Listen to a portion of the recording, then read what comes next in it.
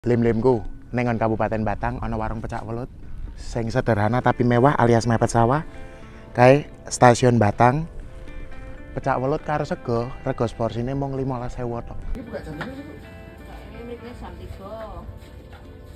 3 Pagi. 3 pagi. Oh. Sampai jam berapa, Bu? Setengah 8 malam. Saking tampil kan Bu Cah dianteng baik.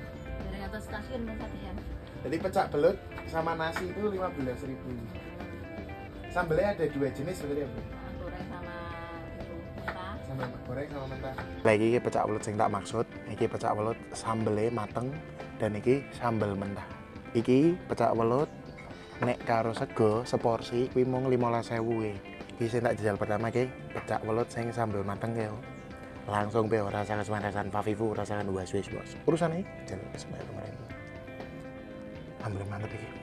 Terus gurih, welutnya garing tapi dagingnya sih lembut. Ini sing sambel mentah.